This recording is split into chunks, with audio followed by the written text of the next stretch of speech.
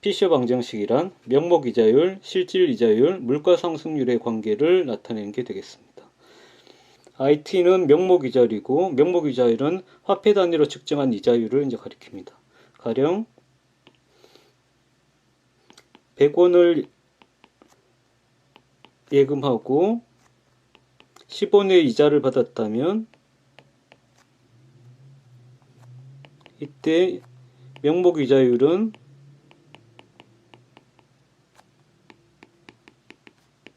100분의 10 이렇게 해서 10%가 이제 되겠습니다. RT는 실질이자율을 이제 나타냅니다. 실질이자율은 실물 단위로 측정한 이자율을 가리킵니다. 가령 쌀 한 가마가 있다고 했을 때 이것을 농사를 지어서 쌀이 1.5가마가 되었다고 가정한다면 실질 이자율은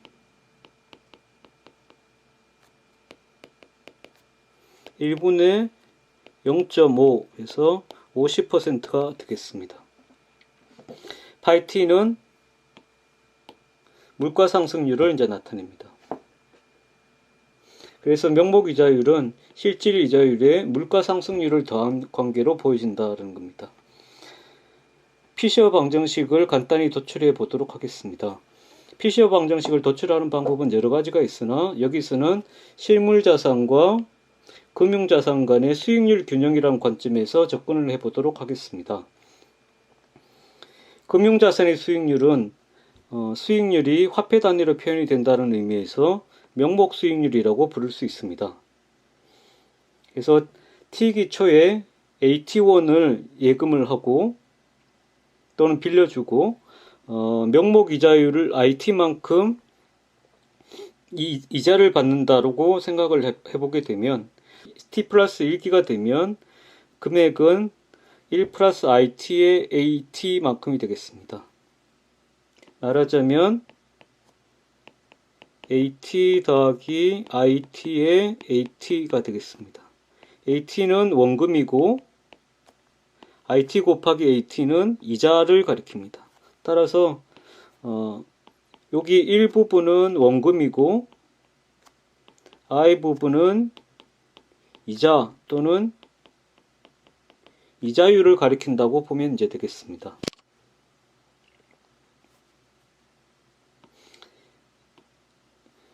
이것을 간단히 이제 도식으로 나타내면 T기가 있고 T 플러스 1기, 한 기 동안 이제 진행되는 과정입니다.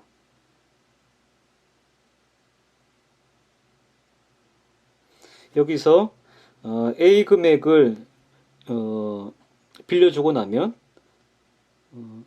또는 A 금액을 IT 이자율로 예금을 하게 되면 T 플러스 1기에는 예금의 크기가 R이 아니고 IT가 되겠습니다. 1 플러스 IT에 AT만큼 금액이 증가한다라는 겁니다. 다음은 실물자산의 수익률이 되겠습니다. T기초에 AT1이 있고 가격이 PT 실물자산을 AT기에만큼 매입했다고 가정합니다. 그러면 AT는 대문자 AT는 PT 곱하기 소문자 AT가 이제 되겠습니다. 이럴 때 실질이자율 개념을 생각해 보게 되면 실물을 기준으로 계산을 해야 될 것이므로 소문자 AT가 될 거고 그러면 T기에 AT1을 집어넣게 되면 T 플러스 1기에는 AT의 1 플러스 RT가 만들어지게 되겠습니다. 실물자산은 명목자산, 금융자산과 다르게 물가상승률에 따른 수익도 포함이 됩니다. 가령 T기의 실물자산의 가격이 PT이고 T 플러스 1기의 실물자산의 가격이 PT 플러스 1이라면 PT 플러스 1과 PT의 관계는 물가상승률을 곱한 만큼 관계가 있겠습니다. 그러면 실물자산을 보유할 때 수익률은 실질 이자율과 관련된 부분, 물가 상승률과 관련된 부분을 합할 수 있을 거고, T 플러스 1기의 실물 자산의 가치를 금액으로 나타내면 이런 크기가 되겠습니다. 여기서 실물 자산의 크기는 1 플러스 RT의 AT에 해당이 되고, 이 실물 자산의 가격은 PT가 되겠습니다.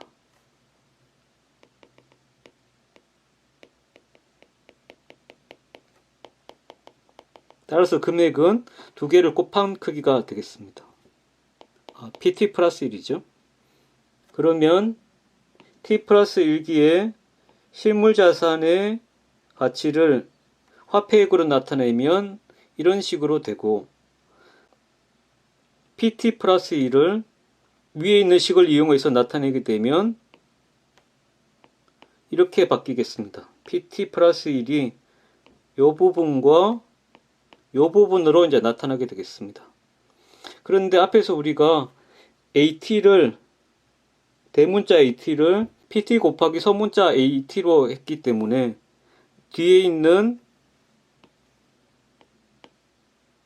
AT, PT는 대문자 AT로 바꿀 수 있겠습니다. 따라서 T기에 APT라는 금액을 집어넣게 되면 T 플러스 1기에는 실물 자산의 가치를 화폐액으로 나타냈을 때 이 정도의 크기가 만들어지게 됩니다. 실물 자산과 금융 자산 간의 균형이 이루어진다고 한다면 이 두 크기가 같아야 할 것입니다. 그 관계를 이제 이렇게 나타낼 수 있겠습니다. 그런데 여기서는 같은 금액 AT가 있으므로 상쇄시키고 나면 최종적인 균형 관계로 이런 식이 도출이 됩니다. 그래서 여기서는 명목 이자율을 기준으로 이제 나타낸 것이고, 따라서 명목 이자율과 실질 이자율 간의 관계를 정확히 나타낸다면 이런 식의 관계를 보여야 될 것이고, 또 실질 이자율을 기준으로 나타냈을 때도 이런 기준을 이렇게 나타나는 것이 정확한 계산이 되겠습니다. 그런데 대체로 이 식은 이런 형태로 쓰지 않고 근사화를 한 형태로 이제 많이 쓰게 됩니다. 그래서 이 식을 근사화를 하게 되면 다음 식이 이제 나오게 되는데요. 여기서 이 우변에 있는 항을 그대로 풉니다. 풀게 되면 이런 항들이 이제 나오게 되고요. 여기서 좌변과 우변을 서로 상쇄를 시키고 나면 이때 이런 식이 이제 도출이 됩니다. 그런데 여기서 파이 T, RT를 생각을 해보면 파이 T는 물가 상승률이고 RT는 실질 이자율입니다. 따라서 물가 상승률을 0.02 정도로 잡고 또 실질 이자율도 0.05 이렇게 잡고 나면 이 두 값의 크기는 0.0010이 되겠습니다. 아주 매우 작은 숫자죠. 작은 숫자입니다. 따라서 작은 숫자이므로 이것을 무시할 수 있겠습니다. 그래서 파이 T, RT를 무시하게 되면 그때 앞에서 봤던 명목 이자율과 실질 이자율의 관계가 나타나게 됩니다. 물론 거꾸로 해서 실질 이자율 기준으로 이제 나타낼 수도 있겠죠. 그러면 명목 이자율에서 물가 상승률을 빼게 되면 그때 실질 이자율이 나오게 된다, 이런 얘기죠. 예를 들어서 은행의 예금 이자율이 5%다. 그냥 물가 상승률이 3%다. 그러면 실질적인 이자율은 5-3에서 2% 수준이 이제 되겠습니다. 이렇게 실물 자산과 금융 자산 간의 수익률 균형이라는 관점에서 피셔 방정식을 도출해낼 수 있겠습니다. 다음은 불균형의 조정 과정에 대해서 살펴보도록 하겠습니다. 우선 변수가 명목이자율, 물가 상승률, 실질 이자율 세 가지가 있으므로 단순화를 위해서 가정을 하도록 하겠습니다. 즉 물가 변동이 없는 상황을 가정을 해서 파이 t가 제로가 되는 상황을 가정을 해서 단순화를 하도록 하겠습니다. 물가 상승률이 제로가 되는 경우에는 명목이자율과 실질이자율이 동일하게 나타납니다. 따라서 이 두 가지만 이제 비교하면 되겠습니다. 우선은 명목이자율보다 실질이자율이 큰 이런 경우를 생각해 보도록 하겠습니다. 이런 경우에는 금융자산에 투자하는 경우보다 실물자산에 투자하는 것이 더 많은 수익을 얻게 되겠습니다. 이때 차입 수요가 증가하게 되고, 차입 수요가 증가하게 된다는 것은 채권 발행이 증가한다라는 것이죠. 즉 채권 발행을 통해서 자금을 빌린다라는 것입니다. 채권 발행이 증가하게 되면 채권의 수가 증가하는 것이므로 채권의 공급이 증가하는 것이므로 채권 가격이 하락하고, 채권 가격 하락은 채권 수익률의 상승을 가져옵니다. 채권 수익률은 화폐 단위로 표현된 이자율이므로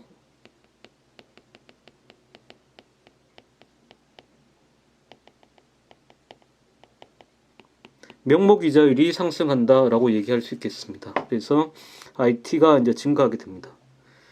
반면에 실질 이자율이 높으므로 실물 자산에 대한 투자가 이제 증가하게 되고, 그로 인해서 실물 자산에 대한 투자가 증가하게 되고, 실물 자산이 증가하게 되면 실질 이자율이 하락하게 됩니다. 따라서 작은 것은 상승하게 되고 높은 것은 떨어지게 돼서 마지막에는 명목 이자율과 실질 이자율이 같아지게 됩니다.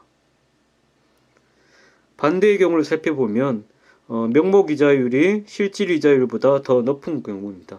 이런 경우에는 돈을 빌려주려고 하는 것, 그 대부 공급이 증가하게 되고요. 대부 공급이 증가한다라는 것은 채권 수요가 증가한다라는 것입니다. 채권 수요가 증가하게 되면 채권 가격이 상승하게 되고, 채권 가격의 상승은 채권 수익률이 하락하는 것을 의미하게 되겠습니다. 채권 수익률 역시 화폐 단위로 표현되므로 명목 이자율이 하락하는 것과 동일하겠습니다. 즉 IT가 이제 떨어지게 되죠. 반면에 명목 이자율보다 실질 이자율이 낮으므로 실물 자산에 대한 투자가 감소하게 되면서 실질 이자율이 상승하게 됩니다. 즉 RT가 올라가게 되죠. 그래서 높은 것은 떨어지고 다시 낮은 것은 높아지게 돼서 결국 명목 이자율과 실질 이자율은 같아지게 됩니다. 이상으로 피셔 방정식이었습니다.